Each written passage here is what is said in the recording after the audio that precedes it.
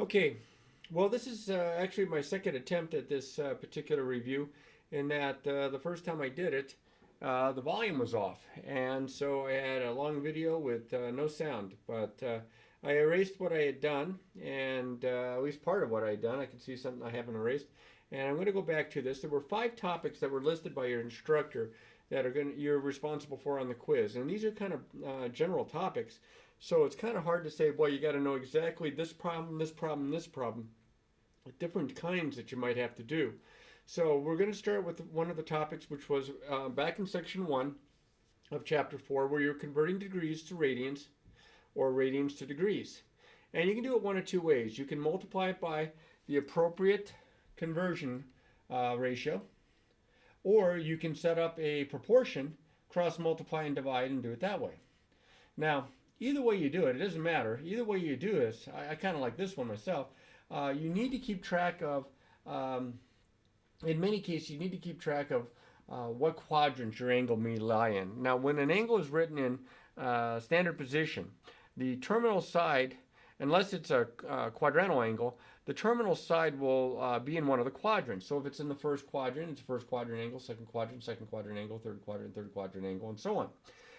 If you also would remember that all students take calculus, it kind of gives you an idea of the SIGN, all students take calculus, sign of the trig value.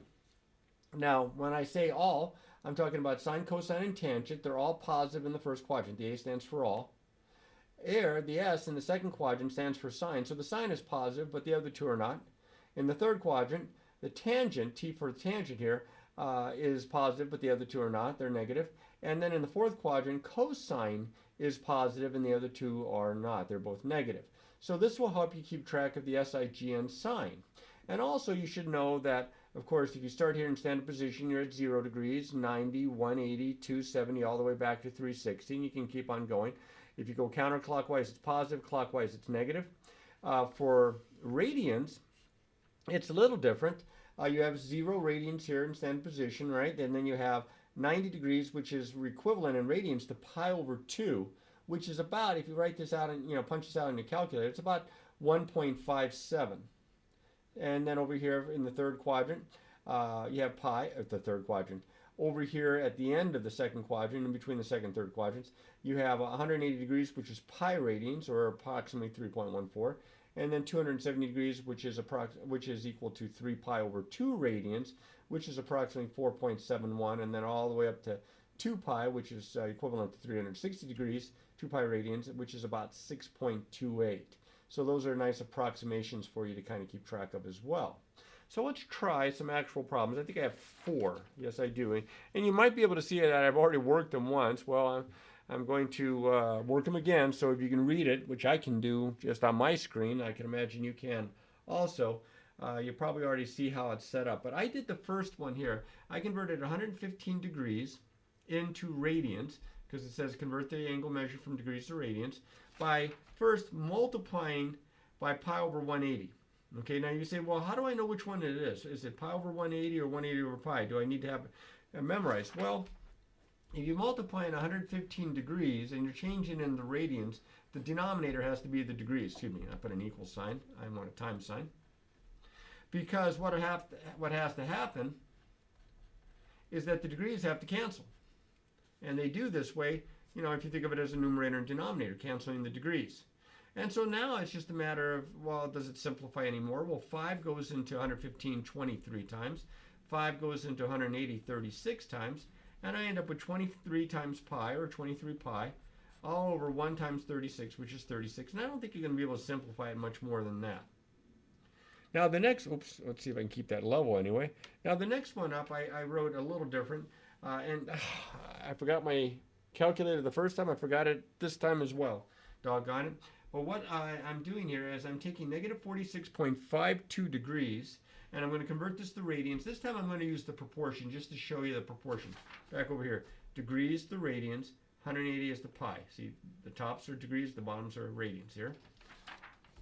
So I can go negative 46.52 degrees is to radians, I'll just call that R, as 180 degrees is the pi radians. Now I'm going to cross multiply. I get 180 degrees r is equal to negative 46.52 degrees times pi. And then I'll divide both sides by 180 degrees. And these will cancel, and I'll get r is equal to, now the degrees cancel for the units, but as you can see, I have kind of a weird looking number. And this is a little bit more than 3, so this is probably going to be about negative 150. Negative 150 over 180 is approximately, and definitely approximately because I'm doing this in my head, about negative 0.83 radians. Now remember, 1 radian is about 57 degrees, so you can see here negative 46, almost negative 47 degrees, not quite negative 1 radians, a little bit closer, close to it, but not quite. So this is just an approximation, and it's probably way off because I didn't take the time to bring my calculator with me, which I apologize. You just punch it out in the calculator. But I wanted you to see how the degrees cancel that way. Now if you say, hey, I don't want to do all that, I want to do it like I'm doing it here, that's fine. You can do that. All right, now in the next one, I'm going to convert this from radian measure to degree measure, and I'm going to do that by multiplying times. Now here, you see how the radians are on top? I got to have the radians on the bottom. So 180 over pi, so that I can have radians top and bottom that are cancel out. Now I don't write radians down, but if I did, I would cancel them out. And I can simplify this a little bit because 12 goes into 12 one time, 12 goes into 180 15 times. So I have, and the pi's cancel, sorry about that. So I have, negative 7 times 15, which is negative 105 degrees. Okay. This guy, I can do the same as I did here. I could just go ahead and put it in here for the radians, which I just want to show you this. Degrees over 28 pi 15ths is as 180 degrees is, this is degrees here, is to pi radians. So if I cross multiply here, I get pi times the degrees here is equal to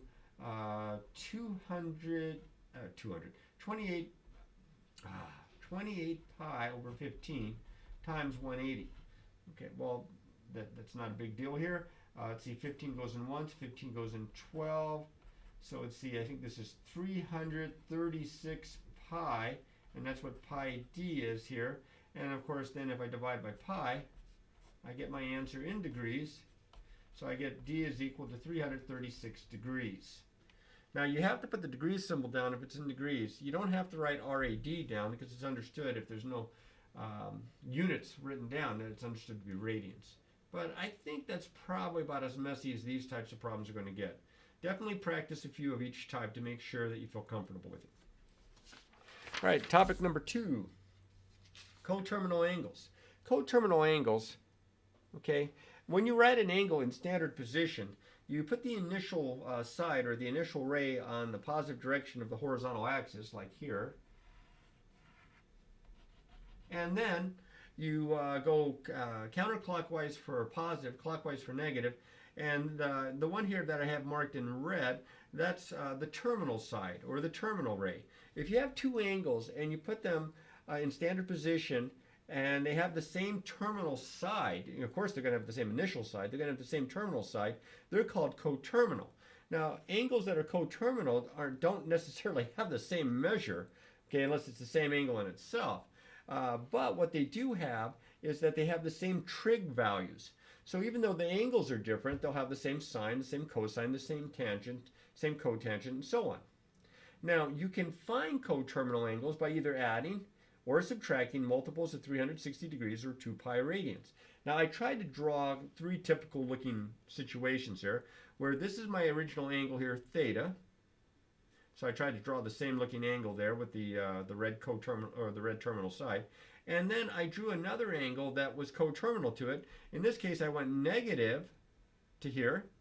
So these two angles are clearly different angles. This one's positive, this one's negative, but they have the same terminal side, so they're called coterminal.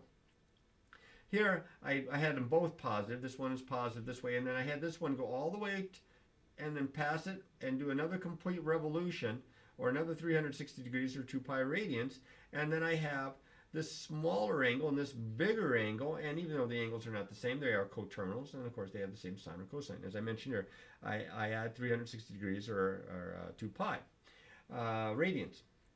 In this one, I kind of did the opposite, kind of feeding it off the first one here. Here's my original angle theta, and then what I did is I did the negative angle, but I went ahead and added another revolution to it.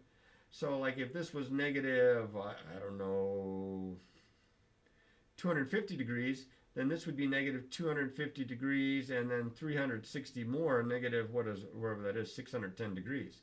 So these are also considered coterminal. I subtracted an extra 360 or 2 pi off of this guy here. Okay?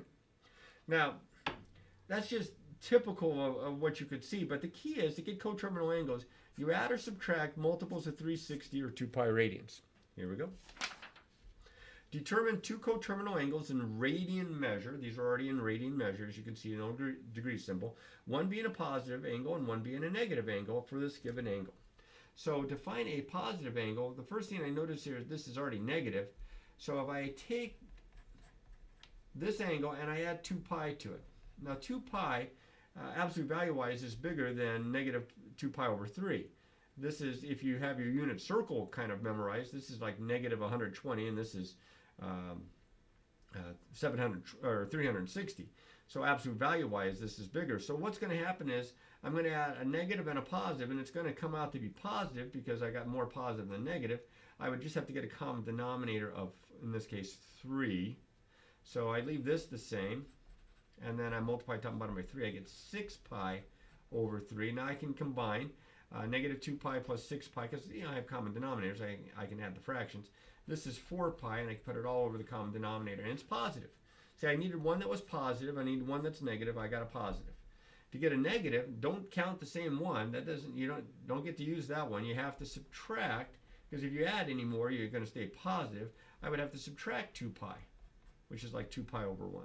So this is negative 2 pi over 3 minus 6 pi over 3, which is negative 8 pi over 3. And these are not the only two possible angles. I could add another 2 pi onto this and get another positive. I could subtract another 2 pi off of this and get another negative. There are lots and lots of coterminal angles, both positive and negative. In fact, there are an infinite number of coterminal angles for any angle. Now for 15 pi over 8, I notice that this is also between 0 and 2 pi. In this one, I shouldn't say also, this one is between 0 and 2 pi, because 2 pi would be, oh, you can't see that if I do that.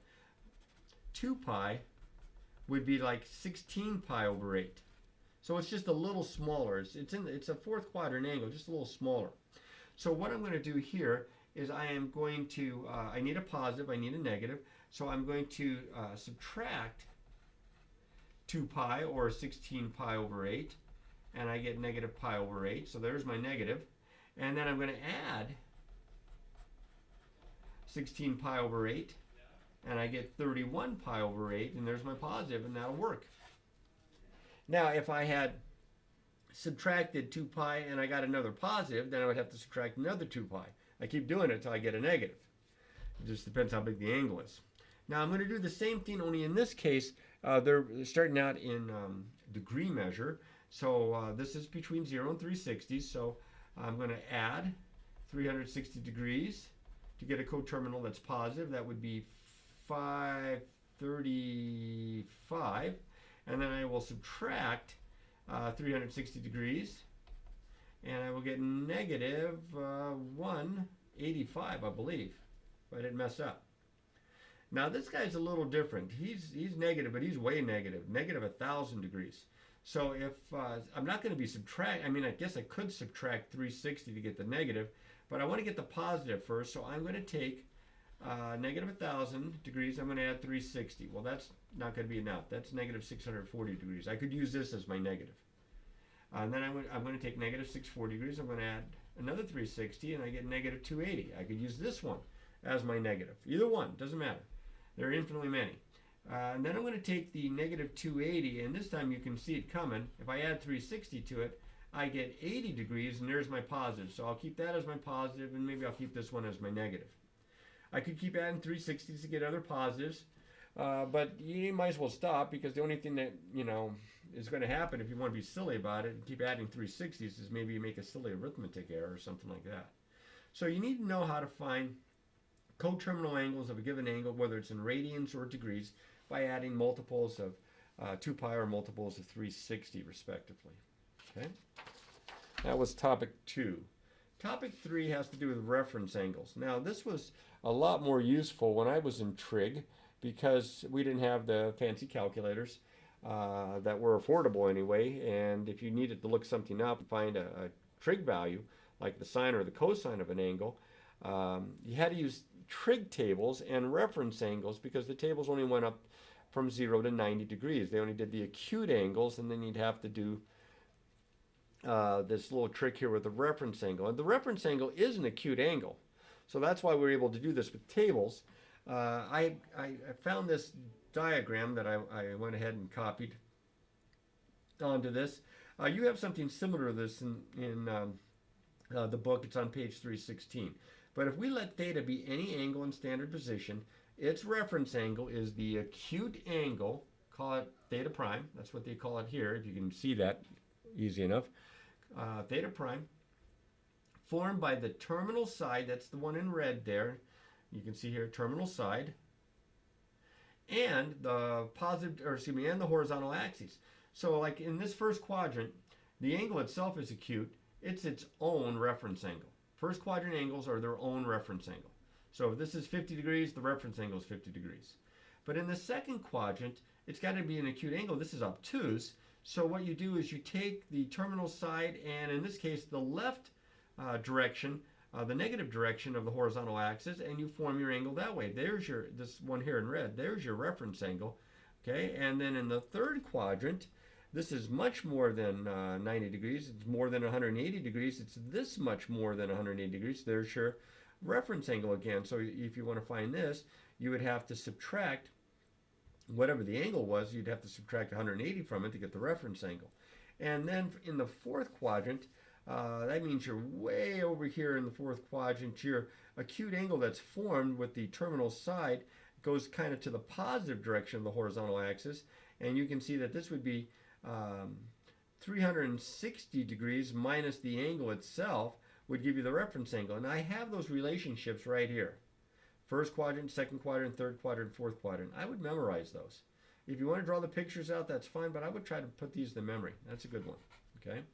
And again, they were used to find trig values, and you might still do a little bit of it in one of the later sections, but for angles that are bigger than 90 degrees. A lot of the stuff in the first 3 sections had to do with acute angles. All right, so I should have probably written this on the other side, but here's my little makeshift guide to find a reference angle for an angle theta. Okay, if theta is negative, or if it's greater than 360 degrees or greater than 2 pi, find a positive coterminal that's between 0 and 360 or between 0 and 2 pi. And then figure out what quadrant this angle lies in. We talked about figuring out the quadrant that an angle lies in. Remember back here, knowing the key measures there for the quadrantal angles. And then use the rule that comes from here based on which quadrant it's in. So let's try one. This is 320 degrees. Now that's definitely between 0 and 360, and 320 degrees, 90, 180, it's out here somewhere. So it's in the fourth quadrant, and in the fourth quadrant, the reference angle, which I'm going to call theta prime, is equal to 360 degrees minus 320 degrees. So this is 40 degrees. That's nice. That one's pretty smooth. Now this one is negative. So and it's in radians. So before I start trying to figure out the reference angle, I want this to be positive in between 0 and 2 pi. So I'm going to add 2 pi to this, which is like 2 pi over 1. Or if you multiply top and bottom by 6 to get a common denominator, that would be 12 pi over 6, which would give me 5 pi over 6.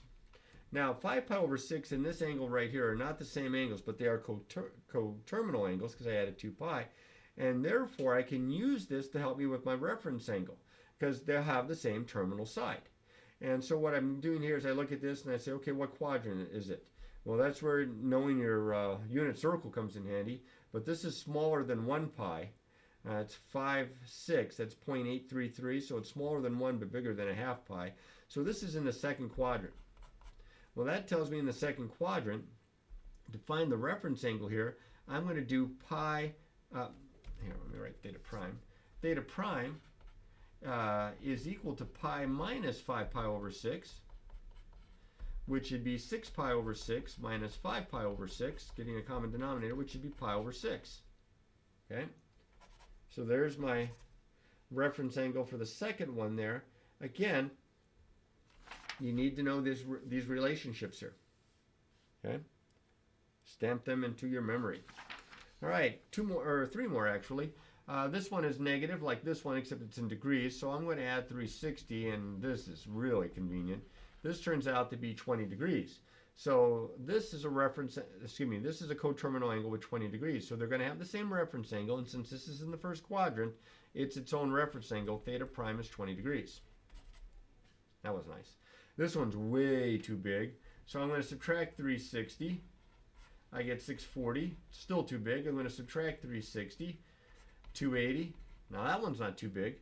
That one and this one are all coterminal angles. They all have the same reference angle, okay, which is kind of neat. And so this is in the third quadrant, right? 90, 180, 270, just a little bit past.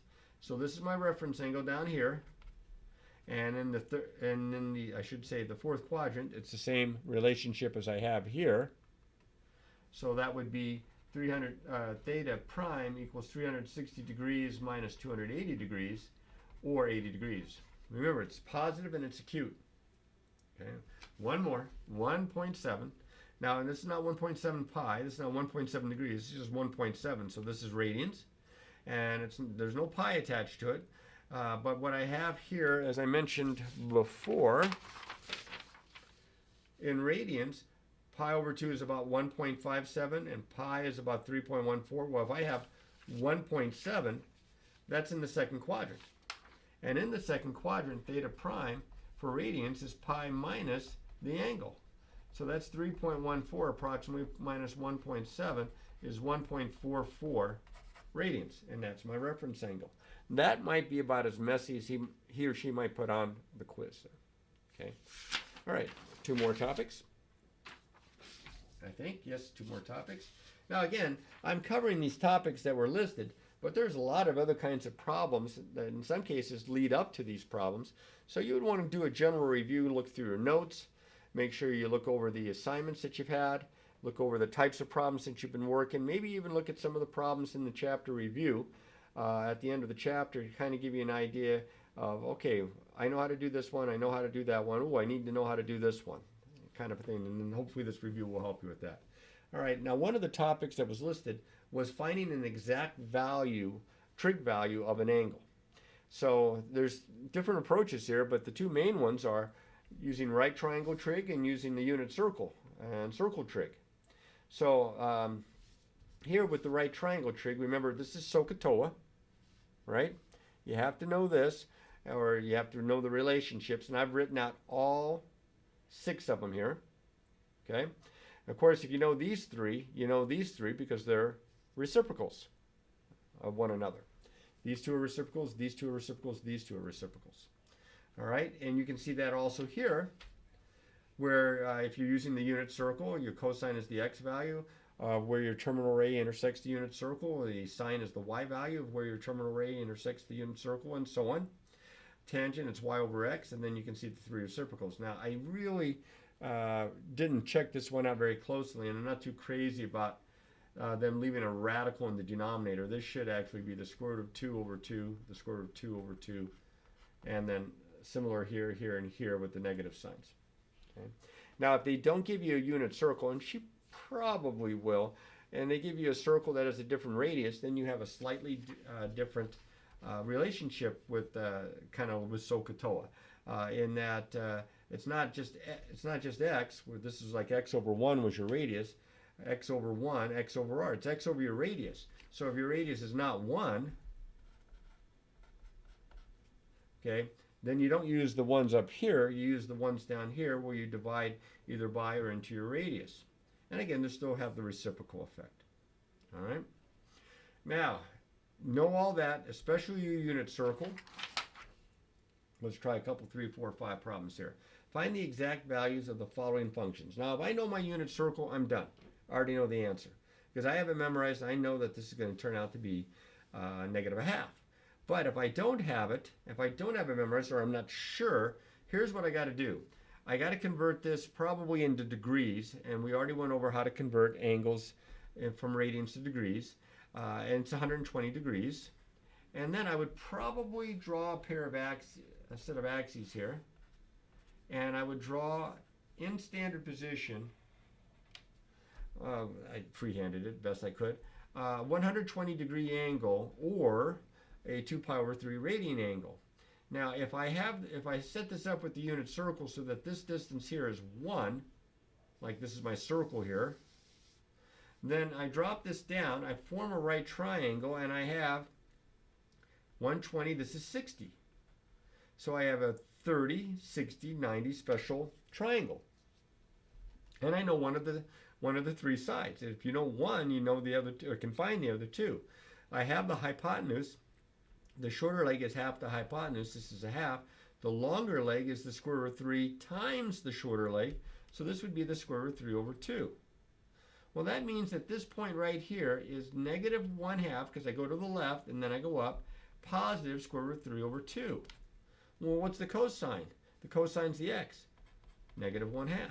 There's your guy. Now, I did it. I got the answer, but it took me a couple of minutes, and I'm fast at this.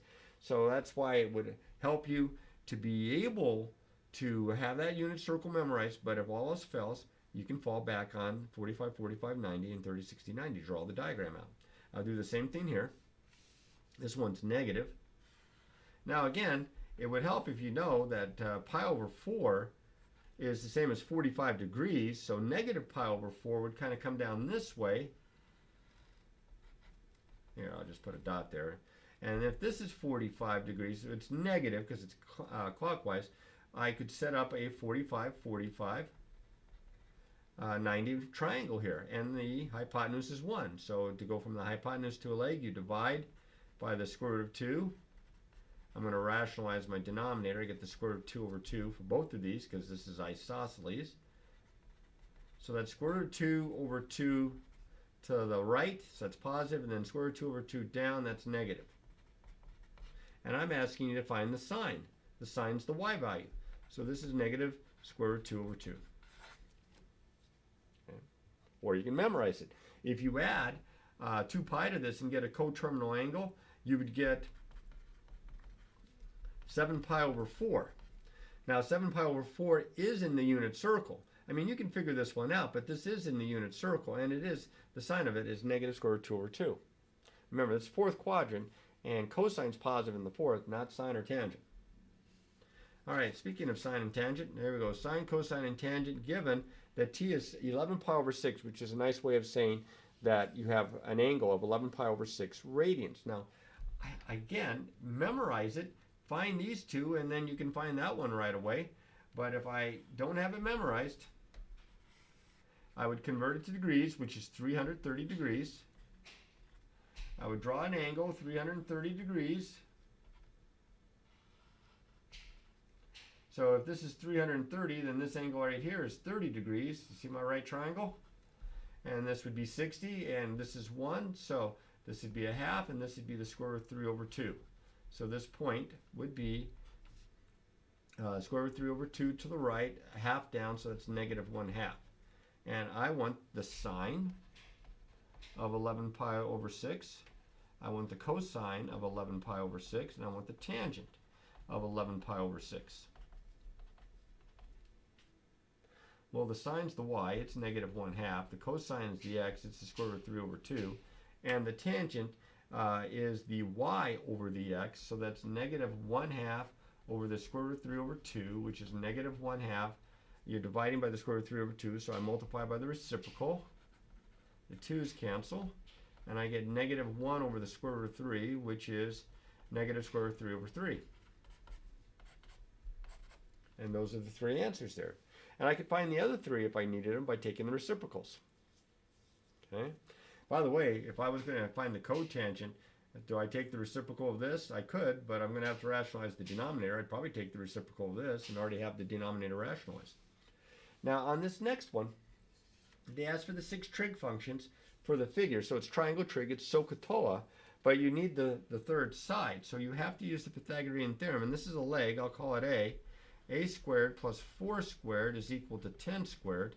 A squared plus 16 is equal to 100. A squared is subtract 16 from both sides is 84. Take the square root. Now you don't need plus or minus because it's a distance, it's positive. So I get the square root of 84. Now that simplifies. 84 is divisible by 4. So it's 4 times 21. So I'm going to write this as 4 times 21. And of course the square root of 4 is 2. So this is 2 square roots of 21.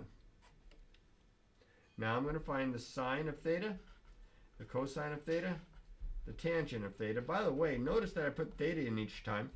I don't just say sine equals, cosine equals, tangent equals, because that doesn't make sense. Sine of an angle. Sine of, in this case, the variable theta. So for the sine, that would be opposite over hypotenuse. So that's 4/10, which is 2/5. Don't forget to simplify. For the cosine, it is the adjacent over the hypotenuse. So this is 2 square roots of 21 all over 10, which is the square root of 21 over 5, because I could cancel it 2. And for tangent, this is the opposite over the adjacent. Now I could cancel a 2 right away, but I end up with a radical in the denominator. I would have to multiply top and bottom by the square root of 21, and I would get 2 square roots of 21 over 21 for the tangent. Now it said all 6, so I could find the other ones by taking the reciprocals. The cosecant of theta is 5/2. Don't write it as 2.5. 5/2 is cool. The secant of theta is 5 over the square root of 21. I would have to multiply top and bottom by the square root of 21. And I hope that you can see this. I'm going to slide it over. And then here I have for cotangent of theta, I have the reciprocal of tangent. Now I could take the reciprocal of this, or better yet, take the reciprocal of it in this form, because then the radical's on top. Now, in this next problem, it says evaluate the trig functions using the period as Neighed. All right, now all 6 trig functions are periodic functions. They repeat every so often. For sine and for cosine, for secant and for cosecant, the period is 360 degrees or 2 pi radians. For tangent and for cotangent, it's half that. It's 180 degrees or pi radians. So since this angle is not in the unit circle, it's too big, it's more than 2 pi, I'm going to use the fact that it's periodic, and I'm going to find a coterminal by subtracting 2 pi. So if I subtract 2 pi here, let me do a little arithmetic. So that would be 11 pi over 4 minus 8 pi over 4 is 3 pi over 4. This is going to be the same as the sine of 3 pi over 4. Now, I could draw the triangle out and do all that stuff again, but it comes to a point where, here, I'll just draw it out. It comes to a point where you just have to have that table memorized. All right, 3 pi over 4. It's 135 degrees. This is 45 degrees here. If I call this 1, right triangle, 45, 45, 90. If this is 1, then this is 1 divided by the square root of 2, which is square root of 2 over 2. So this is negative square root of 2 over 2, square root of 2 over 2. And the, oh, it just wants the sign. Oh, I don't even have to do all the rest. There you go. So this is equal to the square root of 2 over 2.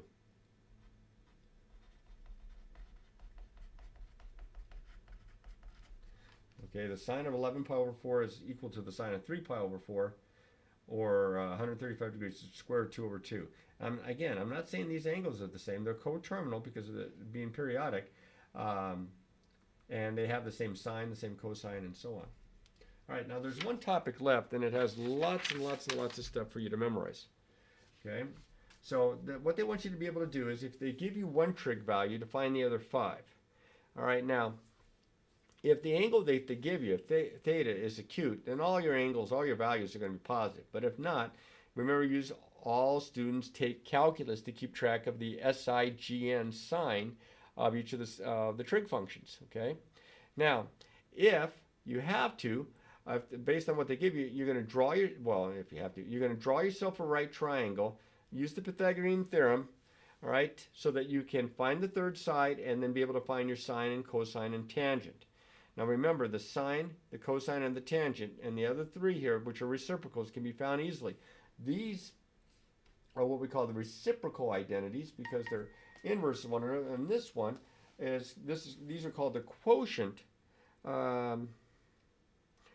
identities. Sorry, just checking my phone. Quotient identities because they're a quotient of two trig functions here. Tangent, sine over cosine, cotangent, cosine over sine. Again, they are reciprocals of one another, though. You got to know these. You got to know these. Okay? And then there are some Pythagorean identities, which are derived from the Pythagorean theorem. This is the one that's used most times. Cosine squared theta plus sine squared theta is equal to 1. All right, now notice where the squares go. They don't go on the outside of the theta. They go in between the cosine and the theta, in between the sine and the theta, as well as for the other Pythagorean identities. This, you can derive from this to get this one and this one. If you divide it through by sine squared, all three terms, both sides, cosine squared. Cosine squared divided by cosine squared is 1. Sine squared divided by cosine squared is tangent squared, because sine over cosine is tangent. And 1 divided by cosine squared is secant squared. And then if you divide through by sine squared, then you get this third one. And see, I could always remember this one, and I knew how to derive the other two. So if I needed to on a piece of scratch paper, I could find them all, or use them all. There were some other identities. Now, I don't know how much you're going to use these, but they were discussed in the problems, I think in section 2, if I'm not mistaken, that the fact that the cosine and secant are even functions, which means the cosine of the opposite of an angle is equal to the cosine of the angle. Secant of the opposite of an angle is equal to the secant of the angle. And the other four are odd functions. Sine of the opposite of an angle is equal to the opposite sine of the angle, and so on. And then you have these co-functional ones. Now, I like the fact that it says co-function because sine and cosine, tangent and cotangent, secant and cosecant, these pair up. And so as you can see, it's saying that the sine of the cosine of one angle is equal to the sine of its complement, 90 minus the angle. So these would be worthwhile to remember as well. It's just a lot to remember. You have to write them down a bunch of times to start remembering what they are. Okay. And then we have some problems. And in these problems, as you can see, I scribbled all over this the first time. You can see there's a little bit of work involved. It says use the given function values in trig identities to find the indicated trig functions. Now in this problem, they say that it's given that the cosecant of theta is 3. That's just one example. The cosecant of theta is 3. The secant of theta is 3 square roots of 2 all over 4. Now notice that they're both positive. Well, the only time these guys are both positive, it's in the first quadrant. So that tells me that all of these are going to be, well, at least these two are going to be positive. This should be as well. And the sine of theta, now I have the cosecant of theta. The cosecant of theta is equal to 3, which means that the sine of theta is equal to the reciprocal of this from over here. Okay. And another text. I'm just a popular person today.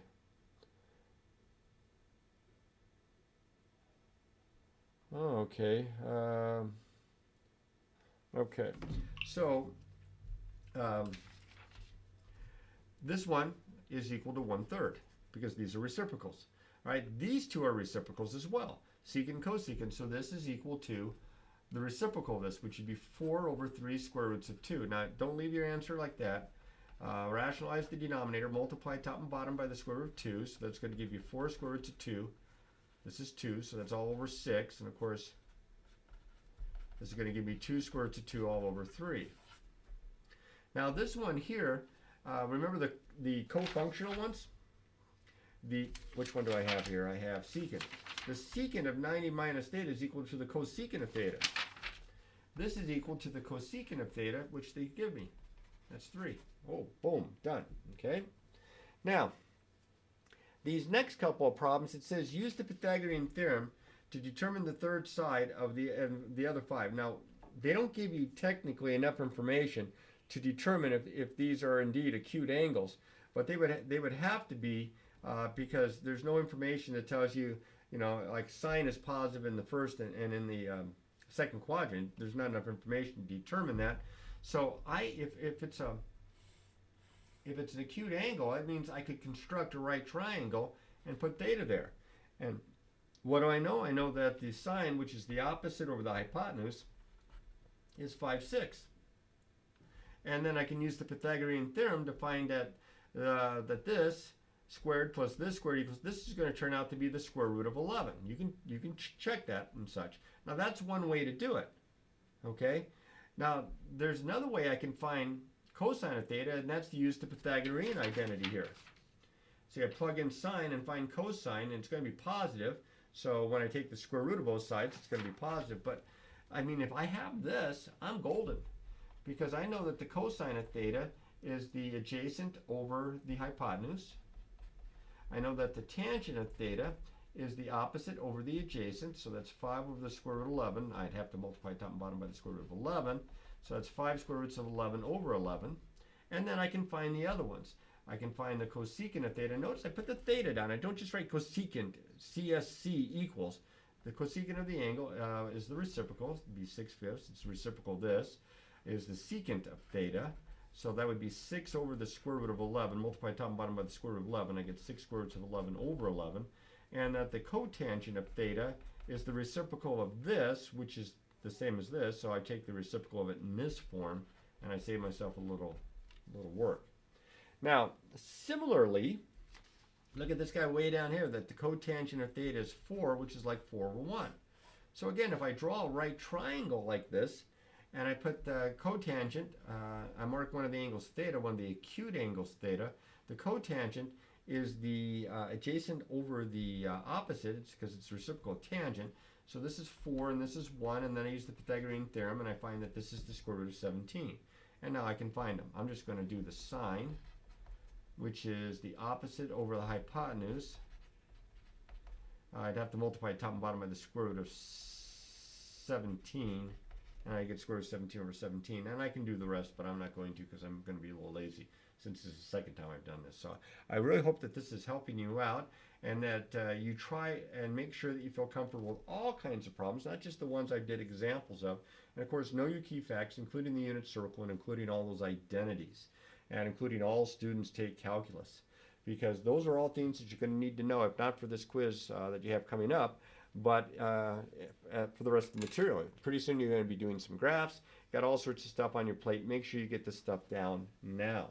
And so study, study, study, and practice, practice, practice.